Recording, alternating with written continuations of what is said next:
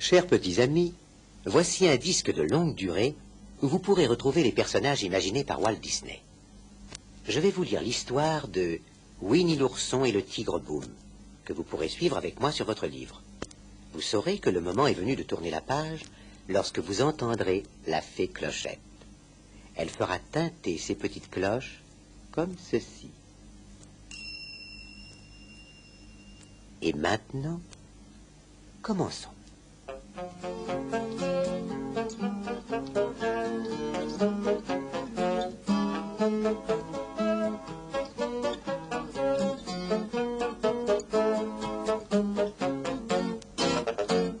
Vous connaissez Winnie, bien sûr.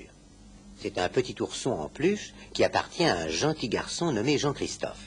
Winnie a beaucoup d'amis qui vivent dans la forêt voisine. L'un d'eux est un petit tigre turbulent et un peu coquin. On l'appelle Boom. Pour le moment, comme vous le voyez, il est installé sur le ventre de Winnie et frotte son museau contre la truffe de Winnie, qui n'a pas l'air d'apprécier beaucoup cela. Boom adore les cabrioles. Un jour où Porcinet, le gentil petit cochon, est occupé à balayer des feuilles mortes autour de son beau logis, il décide de lui faire une farce. Il bondit au milieu du tas de feuilles et les fait voler de tous côtés. Quelle peur pour ce pauvre Porcinet. « Allons donc, ce n'est qu'un tout petit bond, » dit Boom. « Je peux faire mieux que cela. Regarde, par exemple, ce qui va arriver au brave Coco Lapin. »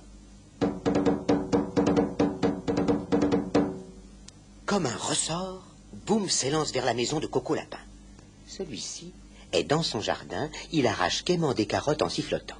Boum arrive comme un ouragan au beau milieu du plant de carottes. Voilà le jardin saccagé et Coco Lapin qui hurle de frayeur. Oh, Boum, qu'as-tu fait de mon joli jardin? Gémit Coco Lapin. Hein? Comment? Que dis-tu, Coco chéri? Je dis que je suis ruiné. Pourquoi n'arrêtes-tu pas de bondir toujours comme ça? Demande Coco Lapin. Pourquoi? Eh bien parce que bondir est ce que je fais de mieux. Coco Lapin en a vraiment assez. Il décide de tenir une réunion chez lui pour protester contre les agissements de Boom. Mais seuls Winnie et Porcinet répondent à son appel. Pendant la réunion, Winnie ne fait que dormir et de plus, il a un petit morceau de coton dans l'oreille qui l'empêche d'entendre ce que Coco Lapin veut lui dire.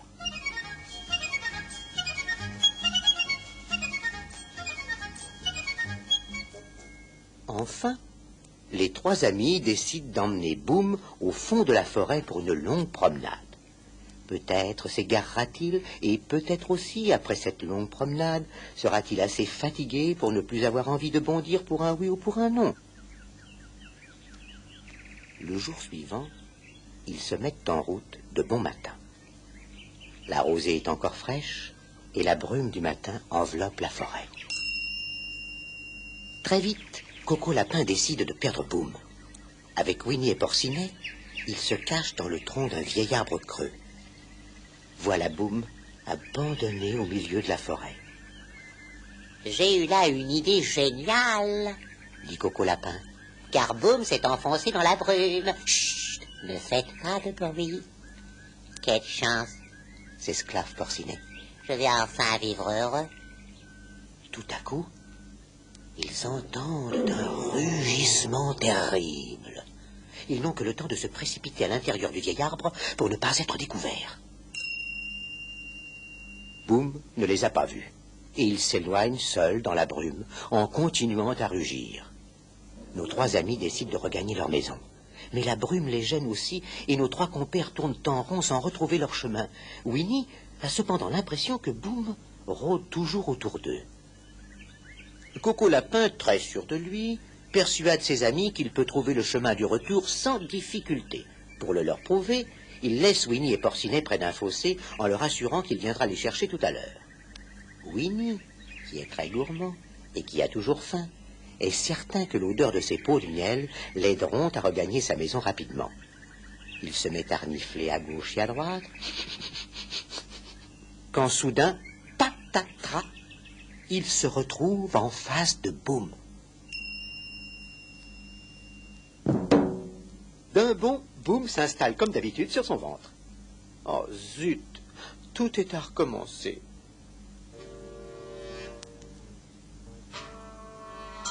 Pendant ce temps, Coco Lapin, qui s'est perdu, rôde tout seul au milieu des bois enveloppés de brume.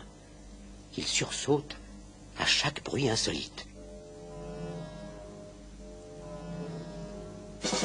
Coco Lapin est tellement effrayé par toutes les choses étrangères qui l'entourent qu'il est absolument ravi de voir brutalement Boum bondir sur lui. Retiens bien ceci, Coco. Boum ne se perd jamais. Allez, viens, je vais te reconduire à ta maison. Au fond, Coco est heureux, bien sûr, d'avoir retrouvé son ami. À quelque temps de là, la neige tombée pendant la nuit recouvre la forêt où habitent nos petits amis. Petit Gourou, le bébé kangourou gardé par sa maman, attend que Boum vienne jouer avec lui et il fait tant de bond que sa maman ne peut lui nouer son écharpe. Boum promet de prendre bien soin de Petit Gourou et de le ramener tôt à la maison.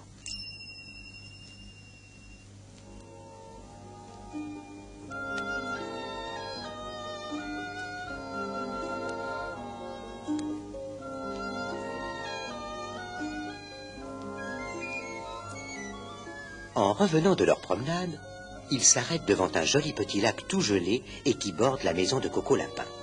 Là, notre jeune héros admire Coco Lapin qui patine en sifflotant sur l'eau glacée. Boum, est-ce que tu sais patiner aussi bien que Monsieur Lapin? Demande Petit Gourou. Bien sûr, Boum se doit d'essayer. Il s'élance soudain dans une glissade spectaculaire, entraînant Petit Gourou après lui, et non seulement il fait tomber Coco Lapin, mais il enfonce la porte de la maison de son ami. La chute est très brutale et... quel gâchis! La pauvre demeure de Coco Lapin est entièrement saccagée. Après cet exploit, Boum emmène son petit compagnon plus avant dans la forêt, car il veut lui prouver que s'il ne sait pas patiner, il est capable de grimper aux arbres comme personne. Le voilà qui bondit de branche en branche et entraîne dans les airs Petit Gourou accroché à l'extrémité de sa queue. « Attention, petit. Attention !» ose crier Boum. Tu fais des imprudences. Pendant ce temps, chers petits amis, Winnie et Porcinet suivent une piste dans la forêt. Mais laquelle? Ils entendent soudain un appel désespéré.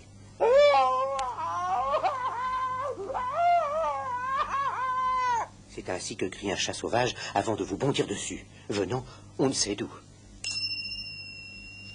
En fait, ce n'est pas du tout un chat sauvage. Ce n'est que Boum et Petit Gourou. Petit Gourou parvient à dégringoler de l'arbre et à sauter dans la poche de Jean-Christophe qui a rejoint ses amis. Mais Boum, lui, agrippé à une branche flexible au sommet de l'arbre, ressemble à un vrai pantin. Quel spectacle! Boum a peur de sauter et pourtant, il faudra bien le sauver.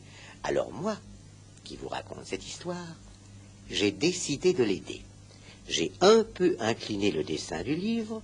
Boum pourra ainsi lâcher sa branche et se retrouver à nouveau parmi ses amis.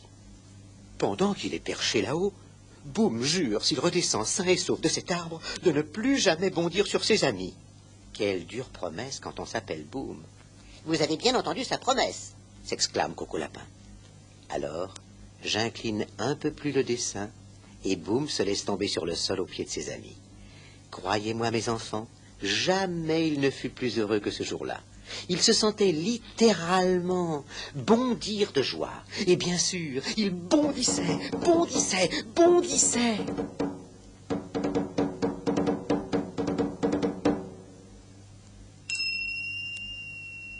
Oh, Boum, tu nous as pourtant promis, lui dit Coco Lapin.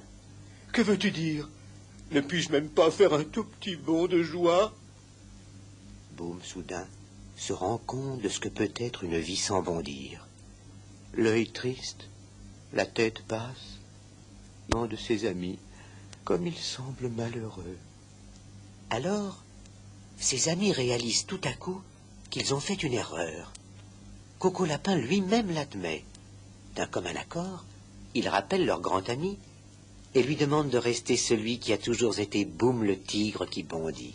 Oh, quelle surprise! Boum ne se sent plus de joie. Quelle aurait été son existence sans faire des bonds? Merci, mes amis!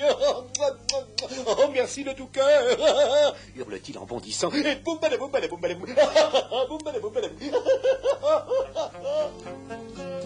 Le voilà reparti pour une existence heureuse.